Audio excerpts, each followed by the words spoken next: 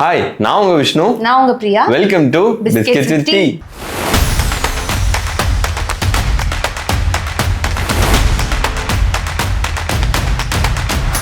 நம்ம இந்தியாவிலேயே most popular talk breeds பத்தி ஒரு ஷார்ட்ஸ் போட்டிருந்தோம். அதுல நிறைய பேர் நிறைய டாக் பிரீட்ஸ் பத்தி நம்ம கிட்ட கேட்டிருந்தீங்க. ஸோ இன்னைக்கு நம்ம ரேண்டமா ஒரு 10 டாக் பிரீட் எடுத்துட்டு வந்திருக்கோம். அது எங்களோட ஒப்பீனியன் படி ரேங்க் பண்ண போறோம். இதை நம்ம டியர் லிஸ்ட் படி ரேங்க் பண்ண போறோம். அதாவது குட், பெட்டர், பெஸ்ட் அப்படின்னு சொல்லிட்டு 3 விதமா நம்ம ரேங்க் பண்ண போறோம். நம்ம ஃபர்ஸ்ட் பார்க்க போற டாக் வந்து இந்தியன் மாம்ஸோட ஃபேவரட் சைல்டு, லேப்ரடார் ரெட்ரீவர். நான் டாக்ஸ் கூட ஃபர்ஸ்ட் இன்ட்ரோடியூஸ் ஆனது வந்து ஒரு லேப்ரடார் கிட்ட தான். எங்களோட ரிலேஷன் வீட்டுக்கு நான் சின்ன பையனா இருக்கும்போது போயிருந்தப்போ அவங்க வந்து ஒரு லேப் வச்சிருந்தாங்க. அவன் பேர் வந்து ரிக்கி. ஒரு டாக்னால எவ்வளவு ஃப்ரெண்ட்லியா அஃபெக்ஷனேட்டா இருக்க முடியும் அப்படிங்கறதெல்லாம் நான் பார்த்தது ஒரு லேப் கிட்ட இருந்து தான். என்ன ஒரே ஒரு பிரச்சனை அப்படின்னா, ஈட்டிங் டிஸார்டர் வந்து ஒரு நாயா இருந்துச்சுன்னா எப்படி இருக்குன்னு பார்த்தா அது லேப் தான்.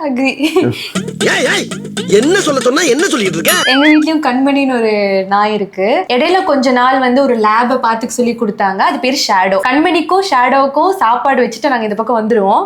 கண்மணி ஒரு காதலன் நான் எழுதும் கடிதமே. கண்மணி அந்த பக்கம் திரும்புறதுக்குள்ள கண்மணியோட சாப்பாடையும் சாப்பிட்றோம், அதோட சாப்பாடையும் சாப்பிட்றோம்.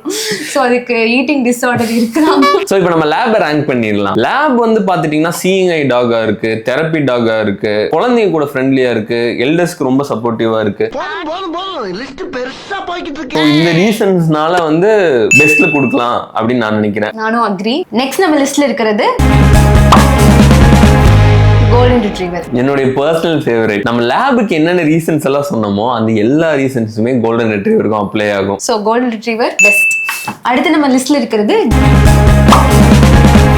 German shepherd. ஜெர்மன் ஷெப்பர்டுக்கும் அல்சேஷனுக்கும் நமக்கு நிறைய பேருக்கு டிஃபரன்ஸ் என்ன அப்படிங்கிற டவுட்ஸ் எல்லாமே இருக்கும். அதுல ஒரு வித்தியாசமே கிடையாது. ரெண்டுமே வந்து ஒரே நாய் தான். அல்சேஷன்ங்கிறது வந்து பிரிட்டிஷ் யூஸ் பண்ண நேம். ஜெர்மன் ஷெப்பர்ட் வந்து அதோட ஒரிஜினலான நேம். நம்ம வந்து பிரிட்டிஷ் இன்ஃப்ளூயன்ஸ்ல இருந்ததுனால அது அல்சேஷன் சொல்லி ரொம்ப நாள் முன்னாடி சொல்லிட்டு இருந்தோம். ஜெர்மன் ஷெப்பர்ட் வந்து ஒரு கேட்டில் டாக். அதாவது என்னன்னா ஆடு மாடு இதெல்லாம் மேய்க்கிறதுக்காக ஃபர்ஸ்ட் கிரியேட் பண்ணியிருக்காங்க. அப்பயா அதுக்கப்புறம் அதோட இன்டெலிஜென்ஸ்னால வந்து இப்ப மோஸ்டா பாத்தீங்கன்னா போலீஸ் ஒர்க், மிலிட்டரி இந்த மாதிரியான வேலைகள்ல தான் இருக்கு. சொல்ல போனோம்னா அது ஒரு துரைசிங்கம் ஆஃப் டாக்ஸ்.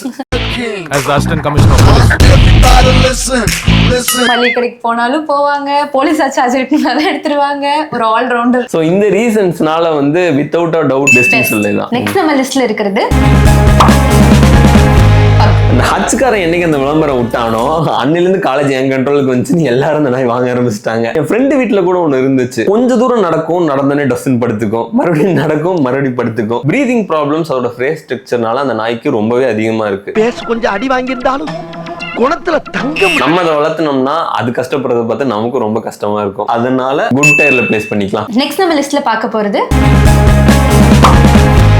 டிவில எல்லாம் பார்த்திருப்போம். நம்ம கூட பேசிட்டு இருக்கோம். எக்ஸ்ட்ரீம்லி லாயல், இன்டெலிஜென்ட், ஃப்ரெண்ட்லி இந்த மாதிரியான கேரக்டரிஸ்டிக்ஸ் இருந்தாலும் அது வந்து சைபீரியால பிரீட் பண்ணப்பட்டது எதுக்குன்னா அங்க இருக்க வண்டி எல்லாம் வந்து இழுக்கிறதுக்காக தான். அதனால அதுக்கு ரொம்ப செல்ஃப் திங்கிங், இண்டிபெண்டா இருக்கக்கூடிய ஒரு டாக். அதனால ஸ்டபர்னஸ் வந்து ரொம்பவே அதிகமா இருக்கும். ஃபர்ஸ்ட் டைம் டாக் ஓனரா இருந்தோம்னா ஹஸ்கில இருந்து தள்ளி போய்க்கிறது ரொம்பவே நல்லது. அதுவும் இல்லாம இந்தியன் கிளைமேட்டிக் கண்டிஷனுக்கு ஹஸ்கினால சமாளிக்கவே முடியாது. கஷ்டப்படும். எரிச்ச தாங்க முடியலடி. பேன 12ஆம் நம்பர்ல வை. எங்க வீட்டு பக்கத்துல கூட ஒருத்தர் ஹஸ்கி வச்சிருக்காரு சென்னையில. கல்ல குளிச்சுட்டு குங்குமம்ல வச்சுட்டு சுத்திட்டு இருக்கோம். சென்னை வெயில்ல எப்படி தெரியுதுன்னே தெரியல. இந்த மாதிரியான ரீசன்ஸ்னால ஹஸ்கி வந்து பெட்டர் டியர்ல பிளேஸ் பண்ணிக்கிறோம். நெக்ஸ்ட் நம்ம லிஸ்ட்ல பார்க்க போறது சிவாவா.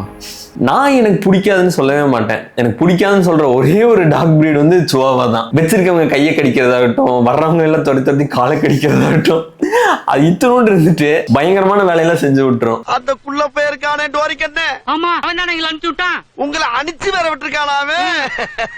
ஐயோ டேய், அவன் தான்டா இன்னைக்கு பெரிய வேலை பார்த்து விட்டு போயிட்டான். இந்த ஒரு ரீசன்னால சிவாவாவை குட்லாம் சொல்ல முடியாது. ஈவில் ஒரு டியர் ஓபன் பண்ணி அதுல போட்டுக்கலாம். நெக்ஸ்ட் நம்ம லிஸ்ட்ல பார்க்க போறது இந்தியாலே டெரரான டாக் ராட்வீலர். ரொம்ப பயங்கரமான ஆளா இருப்பாரோ?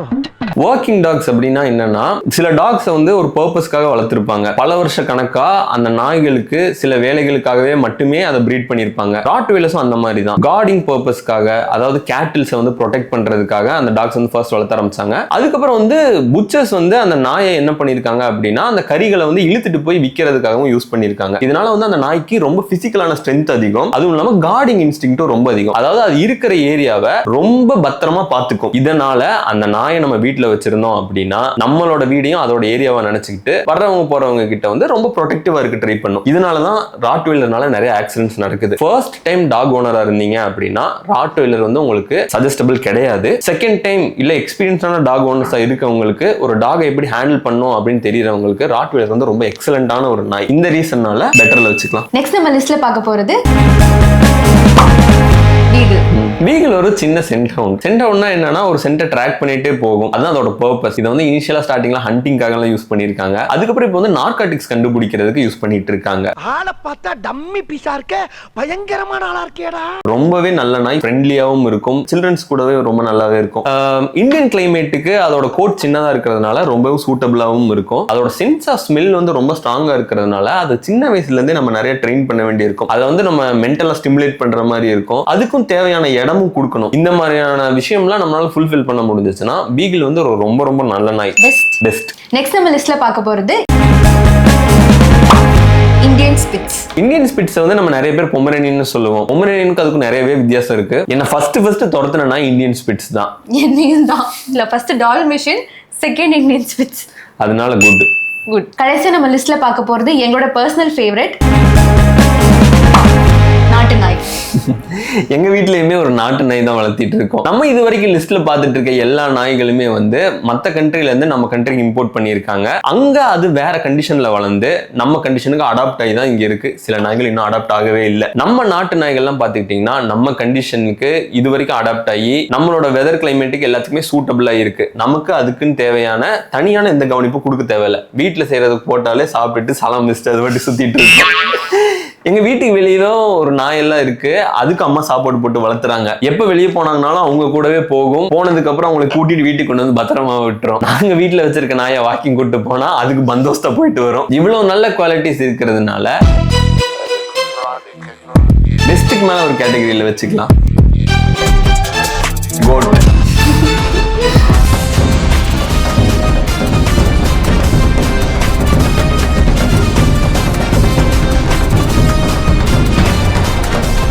இது வந்து எங்களோட பர்சனல் ஒப்பீனியன் தான். அழகா இருக்கு அப்படிங்கிற ரீசனுக்காக இம்போர்ட்டட் டாக்ஸ் வாங்கி வளர்த்தி அதை நம்மளோட கண்டிஷன்ஸ்க்கு ரொம்ப கஷ்டப்பட வைக்கிறதுக்கு பதிலா நம்மளை சுத்தி இருக்க டாக்ஸை அடாப்ட் பண்ணி வளர்த்தலாம். நம்ம வீட்லயுமே 2 டாகுமே வந்து அடாப்டட் தான். இதை பார்த்தா அவனுக்கு அடாப்டட் சண்டதிக்கு வருவானா? ஆமா. நான் போறேன் எனக்கு வேணாம். இந்த வீடியோ பிடிச்சிருந்துச்சுன்னா லைக் பண்ணுங்க. இந்த மாதிரி நிறைய வீடியோஸ் பார்க்கிறதுக்கு நம்ம சேனலை சப்ஸ்கிரைப் பண்ணுங்க. உங்களோட பெட்ஸ் கூட உங்களுக்கு இருக்க இம்பார்ட்டன்டான மொமெண்ட்ஸை இங்க கூட கமெண்ட்ஸ்ல ஷேர் பண்ணுங்க. நாங்களும் படிச்சு பார்த்துக்கிறோம். அடுத்த வீடியோல பாக்குற வரைக்கும் பை.